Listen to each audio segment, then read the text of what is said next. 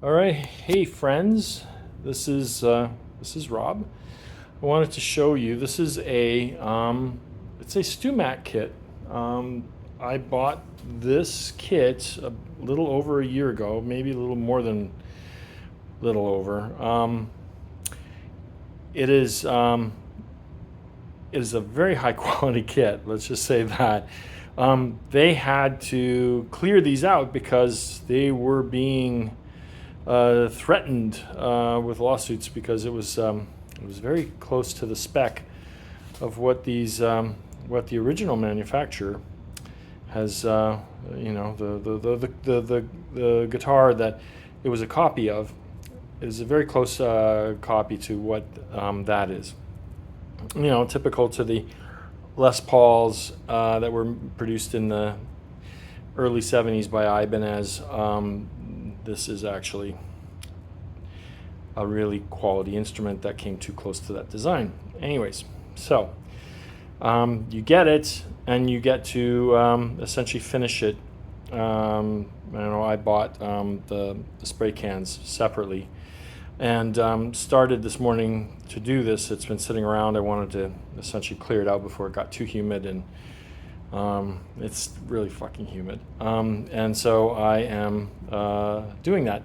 I started off thinking I was going to do a natural in the middle, a cherry red, then a mahogany red, and then the tobacco brown. Except that, like in the traditional, it's like yellow. It's an amber yellow in the middle, and then it fades out to red and brown. But I tried to do some like a little bit of a modification from that and go to a 4-color.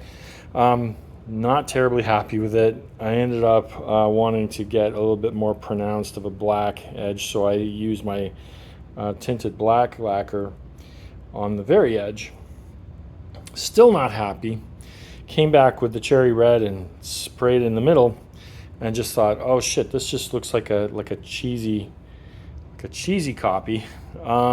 Came back with the brown, sprayed the tobacco brown lacquer on top, and through that process discovered that I'm getting almost like an oxblood, like the Jeff Beck Les Paul look, as it's as you can see the old color kind of through the brown, and then went back to get even more accentuated of a red on top of the brown. And to be clear, I mean these are layers, right? So you can actually see they're tinted, so you can see the color underneath of what the original spray was. And so when I sprayed with the brown, you could see a little bit of the cherry red. I came back and actually over top of everything sprayed it with the cherry red, and wow, I actually think this looks really, really sharp. Now, of course, this is just after some like 8 or 9 coats of like very thin coats of, and the neck is not the one that matches the body. The neck is over there, and so, but I'm going to come back and I'm going to wet sand and make this nice and smooth in prep for then a whole bunch of clear gloss coats. But as you can see, it's dark, but it's got this sort of faint red hue to it. And wow, I think that looks freaking spectacular. So, I mean, once I get this sort of leveled out, because there's a couple splatters and stuff from the cans. Once I get it all leveled out, I've taped the sides. It's got a binding on it on both the front and the back. I'm gonna actually go and do tobacco and cherry red exclusively on the sides and on the back. At back I'll probably do black, brown, and cherry red layers.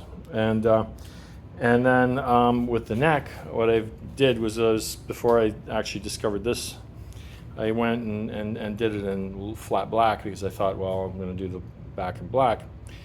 And then I went, wait a minute, that looks pretty awesome. Let's come back with the cherry tone, the cherry red, and let's go over top. Now, you can't see it, and to a great degree that's sort of intentional. But I am going to continue spraying the cherry red on it, and you will get more of a cherry hue to it.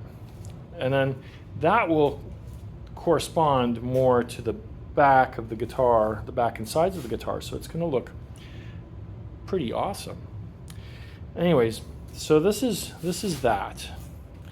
And as I lift this up, I'm gonna, before I do the back and sides, I'm going to set the neck in.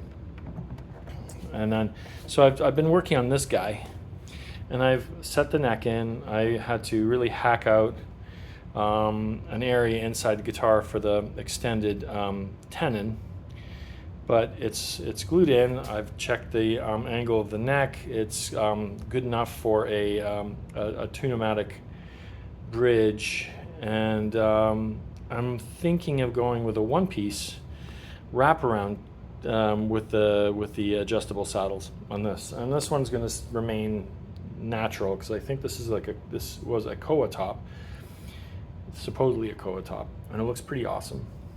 But I will do the headstock in black, and then finally, let's walk over through my garage workshop, and you're gonna see I glued together two of these stock pieces of ebony together, and I'm gonna do something with them, with this. Maybe make the pickup rings for that guy right there. Anyway, that's all I have to say. It's like early mid-July. It's really hot here and really humid. I'm at the time where I'm generally going inside because it's just too unbearable out here. The garage starts to really roast when the sun gets overhead. So that's it. Anyway, thanks a lot, folks.